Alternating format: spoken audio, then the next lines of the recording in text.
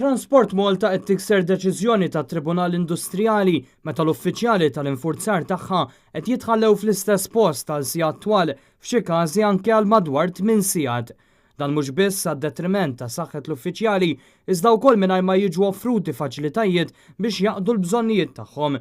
Kien għalhekk li l-uffiċjali fittxew lill-management quddiem it-tribunal li tom raġun u ddikjara li detail ma tistax tkun itwal minn 4 sigħat anke skont ir-regoli tal-Awtorità tas-Saħħa u s-Sigurtà fuq il-post tax-xogħol l-OHSA.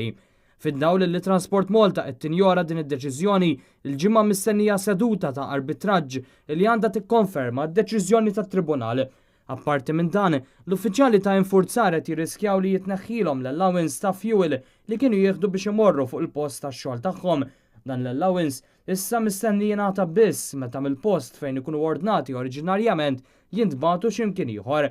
Dan ifisser li minflok raw żieda fil-paga tagħhom li diġà mhix xi waħda għolja se jkomplu joħorġu l-flus minn ġewwa waqt li jitnaqsulhom l-allowances. Fid-dawl ta' dan, bejn l-uffiċjali tal-infurzar ta' Transport Malta bdiet petizzjoni kontra l-management fejn jitolbu li jżommu din l-allowance.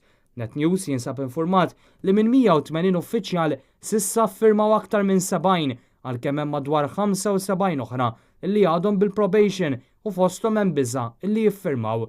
L-istess uffiċjali għaddejn ukoll minn sitwazzjoni oħra fejn ir-roster tagħhom li qabel kienet toħroġ il-ġimgħa issa bdiet toħroġ nhar ta' Ħadd. Dan b'detriment tal-ħajja privata tagħhom e kif l-uffiċjali m'għadhomx jistgħu jippjanaw il-ħajja tagħhom personali. Dawn l-impjegati ta' Transport Malta qed ikunu rappreżentati mill-UHM Voice of the Workers li qed taqbeż għal dawn il-ħaddiema kemm mal-management kif ukoll fis-sede opportuni. Sadattant f'kummenti lil Net News Ivan Castillo mill-Fera Solidarjetà Ħaddiema Partit Nazzjonalista iddikjara li s-sitwazzjoni qed tkun segwita mill-qrib. L-SHPN tieqaf ma' dawn l-uffiċjali tal-infurzar, titlob li jiġu rispettati d-drittijiet tagħhom u tiddikjara li dan huwa eżempju ieħor ta' konferma kemm l-istituzzjonijiet f'pajjiżna mhux qed jingħataw importanza mill-Gvern.